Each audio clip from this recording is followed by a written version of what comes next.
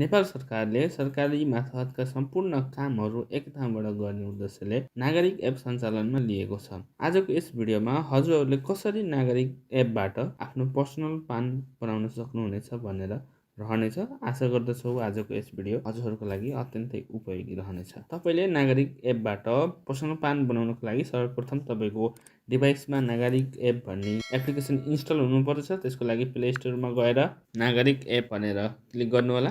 Click गरिसकेपछि यसै नागरिक एप इन्स्टल गर्न सक्नुहुनेछ। इन्स्टल गरिसकेपछि ओपन गर्नु होला। साथीहरु, नागरिक एप चलाउँदा के गर्नुपर्छ भन्दा यदि तपाईले चलाइरहेको सिम तपाईकै नाममा हुनुपर्दछ। तपाईको नागरिकतामा जे नाम छ सोही अनुसार नाम भए मात्रै नागरिक एप चलाउन सकिन्छ। अन्यथा तपाईले चलाएको सिम कार्ड र नागरिकताको डिटेल्स एउटै छैन भने नागरिक एप चलाउन अलि गाह्रो हुन पर्दछ। यसरी आफ्नो डिभाइसमा नागरिक एप इन्स्टल गरिसके पश्चात तपाई आफ्नो नागरिक एपमा जानु होला। त्यहाँ गइसके पश्चात यसै नागरिक एपको वेलकम इन्टरफेस देखाउँछ, जहाँ तपाईले कुन भाषा चुज गर्नुहुने हो भनेर चुज गर्न सक्नुहुनेछ। म नेपाली गर्दैछु। अगाडि बढ्नुहोस् मा जानु होला।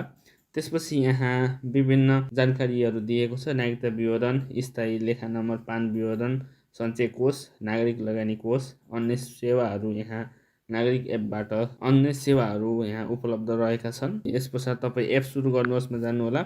एप सुरु गर्नुहोस् मा गइसके पश्चात यहाँ तपाईको आफ्नो मोबाइल नम्बर हाल्नु पर्नेछ। जुन मोबाइल नम्बर हजुरको आफ्नै नाममा रहेको छ सोही मोबाइल नम्बर राख्नु होला। यसरी मोबाइल नम्बर राखिसके पश्चात अगाडि बढ्नुहोस् मा जानु होला।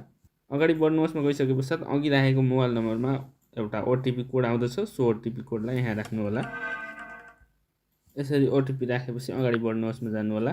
अगाडि बढ्नुहोस् मा गइसके पश्चात तपाई कुन प्रकारको परिचय पत्र राख्नुहुने हो सो चुज गर्नु होला। नागरिकता राख्नुहुने हो कि सवारी चालक अनुमति पत्र राख्नुहुने हो कि मतदाता परिचय पत्र राख्नुहुने हो कि राहदानी राख्नुहुने हो सो चुज गर्नु होला। मैले यहाँ नागरिकता चुज गर्न गइरहेको छु। त्यसपछि आफ्नो नागरिकता नम्बर, नागरिकता जारी गरेको स्थान, जन्ममिति र नागरिकता जारी मिति भनेर यहाँ लेख्नु होला। यहाँ जन्ममिति लेख्दाखेरि विक्रम सम्वतमा लेख्नु होला र नागरिकता जारी मिति लेख्नु होला अन्तिममा। यसै सम्पूर्ण विवरणहरू तपाईले इन्ट्री गरे पश्चात अगाडि बढ्नुहोस् मा क्लिक गर्नु होला। यसरी तपाई अगाडि बढिसकेपछि दर्ता प्रक्रिया सफलपूर्वक सम्पन्न भएको छ भनेको छ। तपाईको सम्पूर्ण विवरणहरू यहाँ मिलेको छ र तपाईले यसमा नागरिक एप ओपन गर्नको लागि पिन कोड राख्न चाहनुहुन्छ भने पिन कोड सेट गर्नुहोस् मा जानु होला र चाहनुहुन्न भने एपमा जानुहोस् भन्नु होला। म एपमा जान्छु। यति गरिसके पश्चात हाम्रो यहाँ नागरिक एपको इन्टरफेस खुल्छ, जहाँ गएर हामीले यहाँ विभिन्न सेवा सुविधाहरू लिन सकिन्छ। साइडमा गएर हेर्नुभयो भने तपाईको सम्पूर्ण डिटेल्सहरू देखाइएको हुन्छ। तपाईले यहाँ फोटो राख्नुपर्नेछ। यसै गरी आज हामीले स्थायी लेखा नम्बर राख्नुपर्ने गएको हुनाले आज हामीहरूले पान नम्बर बनाउन गएको हुनाले तपाई यहाँ रहेको सुरुमै सेकेन्डमा रहेको स्थायी लेखा नम्बरमा क्लिक गर्नु होला। त्यहाँ क्लिक गरिसकेपछि यहाँ दुईटा अप्सन देखाउँछ। एउटा स्थायी लेखा नम्बर हुन्छ, जुन तपाईसँग अलरेडी पान नम्बर छ भने यहाँ आफ्नो पान नम्बर राखेर नागरिक एपमा कनेक्ट गर्न सक्नुहुन्छ भने, यदि तपाईसँग पान नम्बर छैन र पान नम्बर बनाउनु पर्ने छ भने, जुन आज हामीले गर्न गइरहेको छौँ, त्यसको लागि तपाई स्थायी लेखा नम्बर दर्ता गर्नका लागि तलको बटनमा क्लिक गर्नुहोस् भनेको छ, जहाँ पान दर्तामा थिच्नु होला। थिचे पश्चात कुन कार्यालयबाट तपाईले पान दर्ता गर्नुहुने हो त्यो चुज गर्नु होला। मैले टोलदेखि देखाउँछु। आफूलाई नजिकै पर्ने राजस्व कार्यालय चुज गर्नु होला। आफूलाई पाइक पर्ने मैले यहाँ आन्तरिक राजस्व कार्यालय बुटोल चुज गरेको छु। यस पश्चात अगाडि बढ्नुहोस् मा जानु होला। रजिस्ट्रेसन सक्सेसफुल भइएको छ अनि सबमिसन नम्बर भनेर यसरी दिएको छ। त्यसलाई पनि अगाडि बढ्नुहोस् मा जानु होला। त्यसपछि आफ्नो सम्पूर्ण विवरणहरू राख्नु होला, जहाँ हामीले नागरिक एप लगइन गर्दाखेरि अलरेडी हाम्रो डिटेल्सहरू बसिसकेको हुन्छ। बाँकी रहेको ठाउँमा तपाईले आफ्नो डिटेल्स भर्नु होला। जस्तै यहाँ थाई ठेगाना भनेको छ, हालको ठेगाना भनेको छ, अनि विभिन्न अप्सनहरू रहेको छ। तिनी सम्पूर्ण अप्सनहरूलाई फिलअप गर्नु होला। त्यसपश्चात तपाईको नागरिकताको ठेगाना फरक र हाल बस्ने ठेगाना फरक छ भने हालको ठेगानामा बसिरहेको ठाउँको ठेगाना लेख्नु होला।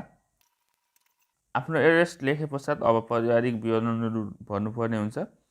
त्यहाँ आफ्नो सम्पूर्ण विवरणहरू भर्नु होला। यहाँ जस्तै तपाईको बाजेको नाम वैकल्पिक छ, यदि तपाईले भर्दा पनि हुन्छ नभर्दा पनि हुन्छ। अनि बुवाको नाम अनिवार्य रहेको छ, आमाको नाम वैकल्पिक छ, अनि पत्नीको नाम पनि वैकल्पिक रहेको छ। यदि बुझ्नु होला तपाईले बाबाको नाम अनिवार्य भर्नुपर्ने हुन्छ। यसरी सम्पूर्ण विवरणहरू भरे पश्चात अगाडि बढ्नुहोस् मा जानु होला र एकचोटि आफ्नो डिटेल्स ठिक छ छैन भनेर चेक गर्नु होला र अगाडि बढ्नुहोस् मा जानु होला।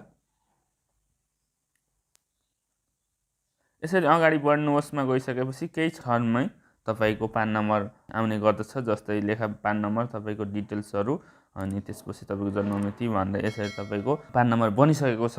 यति बनिसके पश्चात तपाईँ यसैलाई प्रिन्ट गरेर स्क्रिनसट गरेर प्रिन्ट गरेर राख्न सक्नुहुनेछ, अथवा यसलाई तपाईँले सेभ गरेर पनि राख्न सक्नुहुन्छ। यसो गर्नुभयो भने तपाईँ अफिसमा धाउनु पर्दैन, अफिसमा गइराख्नु पर्दैन। यही तरिकाले, सजिलै तरिकाले तपाईँ जुन ठाउँमा भए पनि आफ्नै डिभाइसबाट आफ्नो नागरिक एपबाट सजिलै पान नम्बर निकाल्न सक्नुहुनेछ। हवस् त साथीहरू, आजको यस भिडियो यही नै रहनेछ।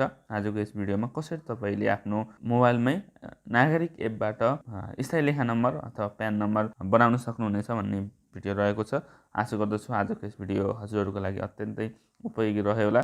साथीहरू, नागरिक एपबाट पान कार्ड बनाउँदा कुनै समस्या भएमा हामीलाई कमेन्ट गर्नुहोला, र यो ख्याल गर्नुहोला तपाईँले नागरिक एप चलाउनका लागि तपाईँको आफ्नै नाममा सिम हुनुपर्दछ। जुन नागरिकता नम्बर तपाईँले हाल्नु भएको छ सोही नागरिकताबाट सिम निकालेको हुनुपर्दछ, र यति गरेको अवस्थामा हामीले नागरिक एपबाट सजिलै पान कार्ड निकाल्न सकिन्छ। यहाँ पान कार्ड सँगसँगै सवारी चालक अनुमति पत्रलाई पनि यहाँ हामीले कनेक्ट गर्न सकिन्छ। यसै गरी पुलिस रिपोर्ट पनि निकाल्न सकिन्छ, अनि सवारी कर निकाल्न सकिन्छ, नेपाल प्रहरी, मालपोत सम्बन्धी, स्वास्थ्य बिमा बोर्ड, मेरो पालिका, कोभिड खोप, अनि शैक्षिक विवरणमा तपाईँले +2 र एसएलसीको डकुमेन्टहरू यसरी यहीँ अट्याच गर्न सक्नुहुन्छ। यहाँ आफ्नो सिमल नम्बर र परीक्षा मिति राखेर यसै गरी तपाईँले आफ्नो नागरिकता पनि यहाँ अलरेडी अट्याच भइसकेको छ, यसलाई हेर्न सक्नुहुनेछ। यसै गरी राहदानी आफ्नो पासपोर्ट छ भने राहदानी नम्बर र जन्ममिति हाने पश्चात यहाँ पासपोर्ट लगइन गर्छ। यस पश्चात तपाईँको मतदाता परिचय पत्र पनि यहाँ भोटर कार्ड नम्बर हानिसके पश्चात तपाईँको यहाँ देखाउने गर्दछ। यसै गरी लोकसेवा आयोग सम्बन्धी, अनि वैदेशिक रोजगार, एनओसी, विदेशी मुद्रा, प्रधानमन्त्री रोजगार, अनि विद्युत प्राधिकरण, मौसम पूर्वानुमान, अनि काठमाडौँ उपत्यका खानेपानीको सम्पूर्ण विवरणहरू नागरिक एपबाट गर्न सकिन्छ।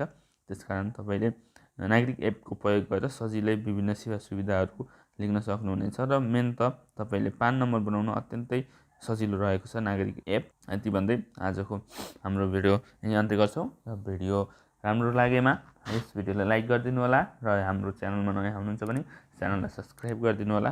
धन्यवाद।